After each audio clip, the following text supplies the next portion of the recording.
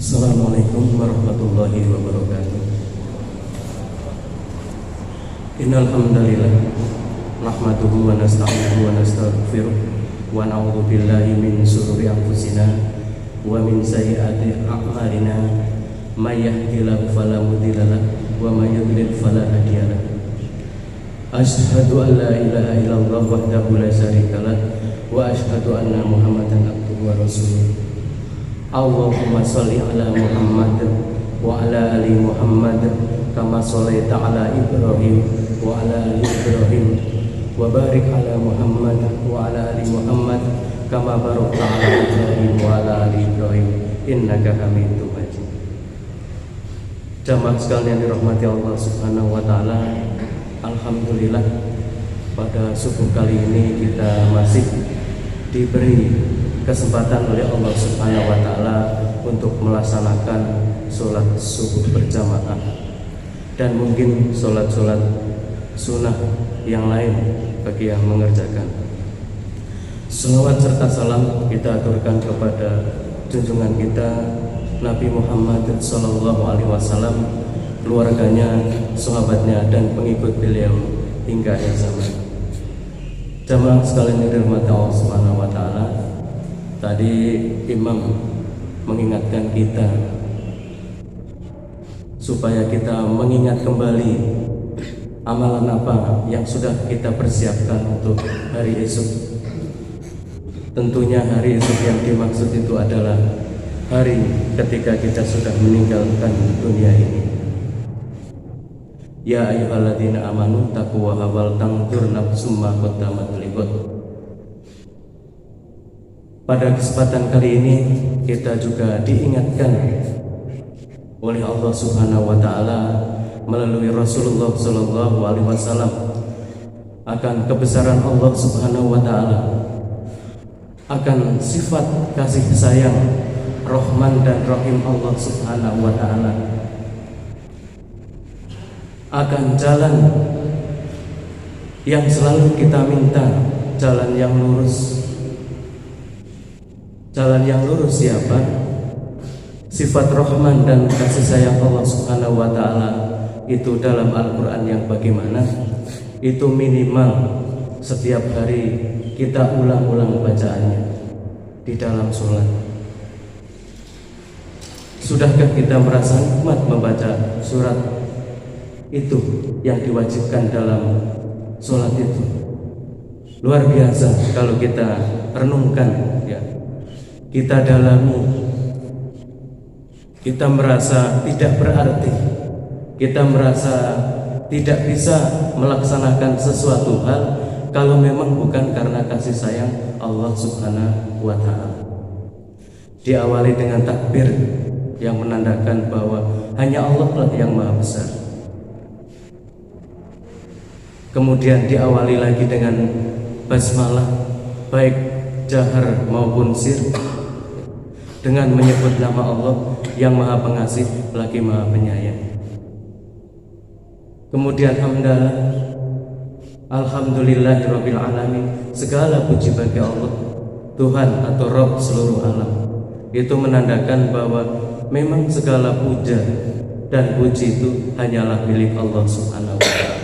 Cuma terkadang kita hilaf, kita lupa, terkadang kita juga pengen disanjung, pengen dipuji oleh manusia yang lain, sehingga di media sosial kalau mendapat like itu rasanya senang, tapi kalau dikritisi rasanya susah, atau mungkin malah terkadang dunia jadi seakan-akan sepi. Padahal yang kita baca setiap kali sholat alhamdulillahirabbil alamin. Diulang lagi dengan ar-Rahmanir-Rahim, ya. Kemudian Maliki Yaumiddin. Jadi Allah berkuasa bukan hanya di dunia tapi sampai ke akhirat, yang merajai di hari pembalasan. Jadi wajar ketika kita minta kepada yang maha pengasih, yang maha penyayang, bukan hanya penguasa di dunia tapi sampai ke akhirat. Sehingga ayat berikutnya, iyyaka na'budu wa iyyaka nasta'in, hanya kepada Engkau kami menyembah dan hanya kepada Engkau kami mohon pertolongan.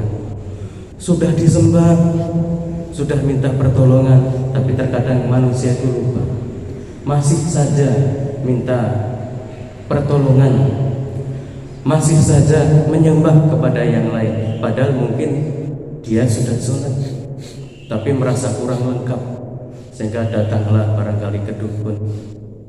Bagi anak-anak percaya dengan ramalan bintang atau zodiak, yang ketika kita ingat ya di nasib di dunia ini, rezeki maupun jodoh itu walaupun dilahir di rahim yang sama, jam yang sama, itu nasibnya atau jodohnya juga berbeda.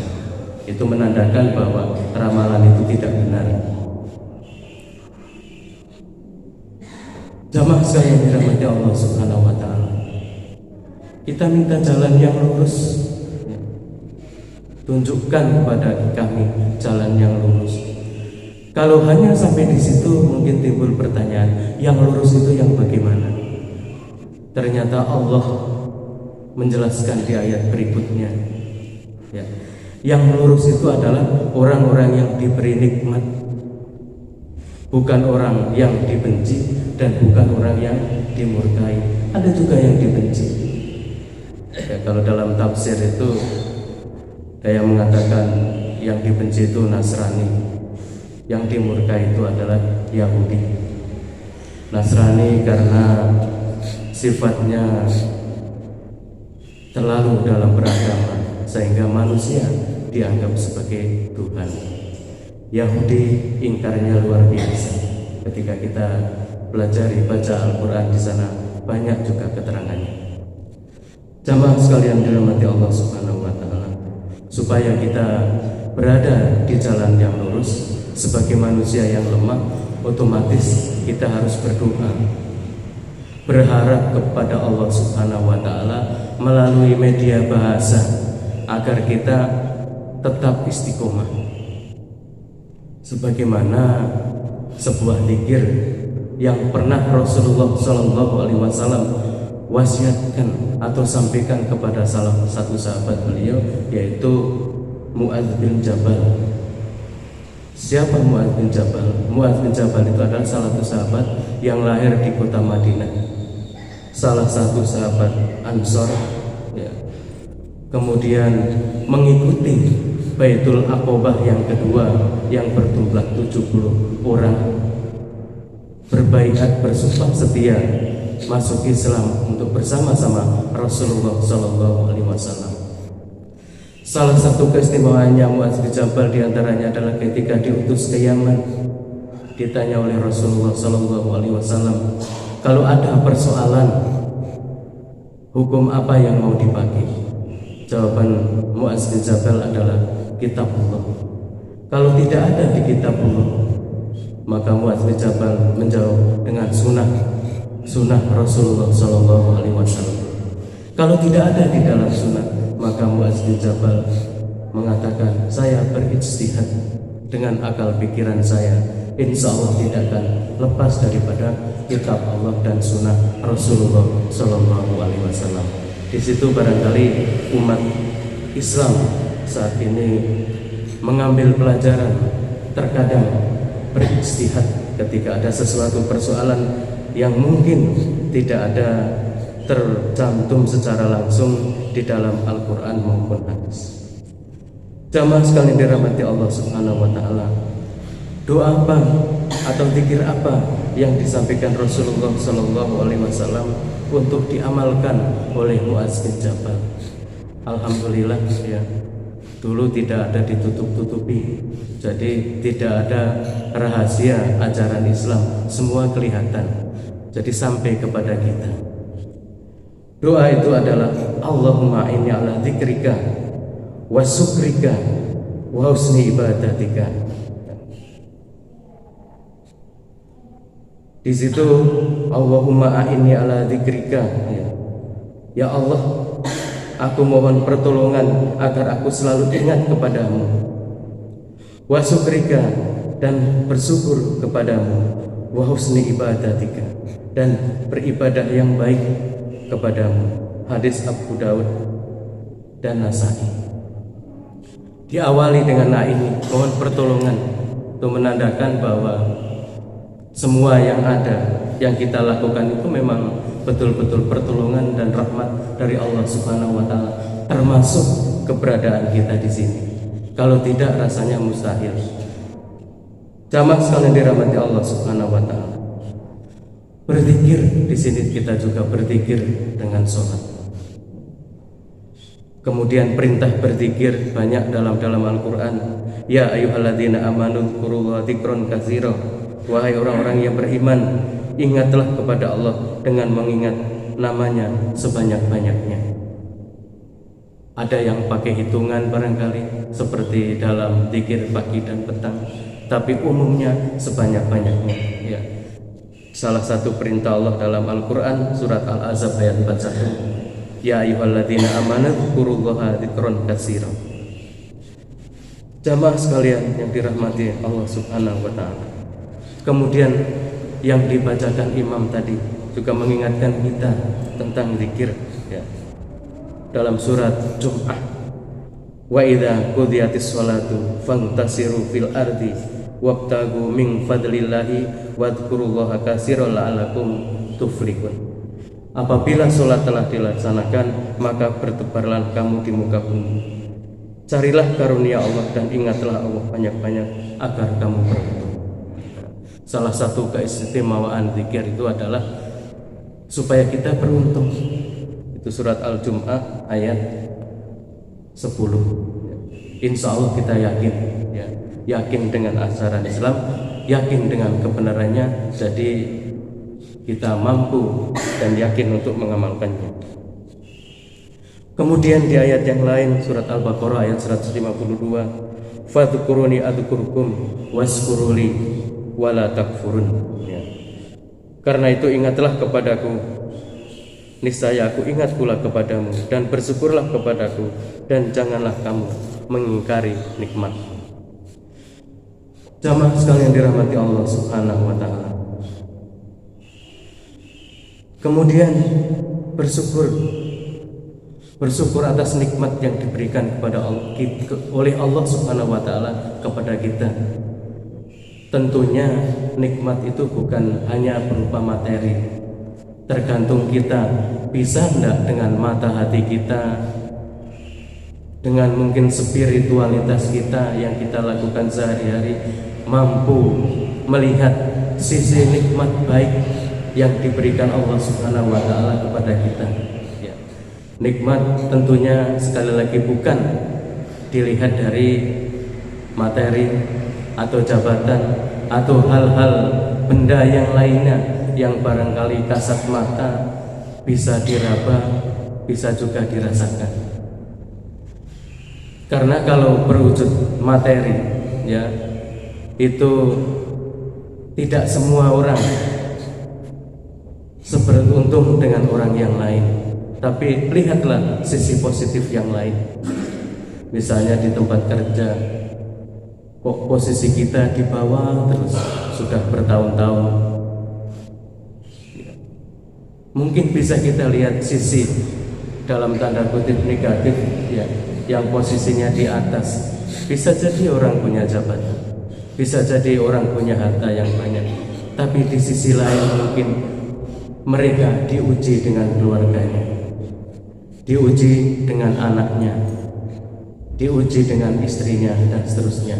Sementara yang posisi mungkin pas-pasan, harta sedikit, alhamdulillah, mungkin nyaris tidak ada konfrontasi di rumah. Dimudahkan dalam beribadah, itu juga bentuk rezeki dari Allah, nikmat dari Allah Subhanahu wa taala yang luar biasa. Karena dengan beribadah otomatis mengurangi kemaksiatan kita kepada Allah Subhanahu wa taala. Makanya ketika ada orang berkomentar, untuk apa capek-capek, apa rasanya tidak ada manfaatnya, sholat terus tapi tetap maksiat. Kita mengerjakan sholat itu sudah mengurangi kemungkaran. Persoalan nanti mengerjakan maksiat yaitu Allah yang hitungnya. Karena terkadang kita hanya tajam melihat keluar, Apakah dengan berarti kita sholat terus kita tidak, dalam tanda kutip, tidak bermaksiat? Kadang juga kita bermaksiat, mungkin levelnya kecil, mungkin masih ditutupi aib kita oleh Allah Subhanahu wa Ta'ala, sehingga kita tidak dikomentari oleh orang lain. Jadi tetap aja jalankan ibadah sholat, dengan otomatis sedikit demi sedikit berdoa kepada Allah supaya hal-hal buruk yang kita lakukan bisa kita merasa ringan meninggalkan dan merasa lapang dada dalam berbuat baik. Jadi masing-masing tetap ada manfaat ya. Dengan mengerjakan sholat ya otomatis kemungkaran berkurang. Kenapa?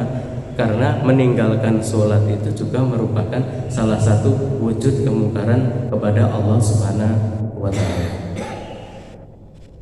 Jamaah sekalian yang dirahmati Allah Subhanahu wa Ta'ala. Kemudian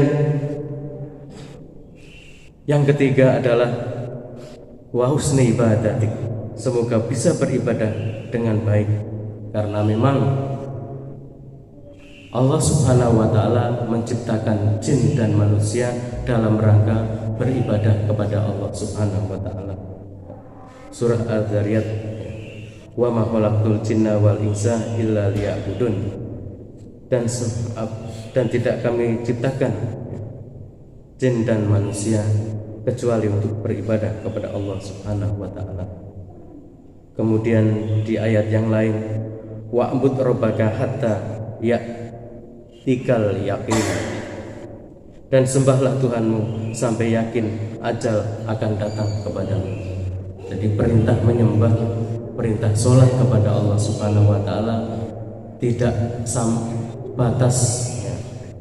batas waktunya adalah sampai ajal menjemput kita. Jamaah sekalian dirahmati Allah Subhanahu wa Ta'ala, barangkali itu yang bisa saya sampaikan. Semoga kita tidak jemu-jemu berdoa kepada Allah Subhanahu wa Ta'ala untuk selalu dilapangkan hati kita berbuat baik, dilapangkan hati kita untuk ringan beribadah kepada Allah Subhanahu wa Ta'ala. Salah hilaf mohon dimaafkan. Subhanaka wa bihamdika asyhadu an la ilaha illa anta astaghfiruka wa atubu ilaik. Assalamualaikum warahmatullahi wabarakatuh.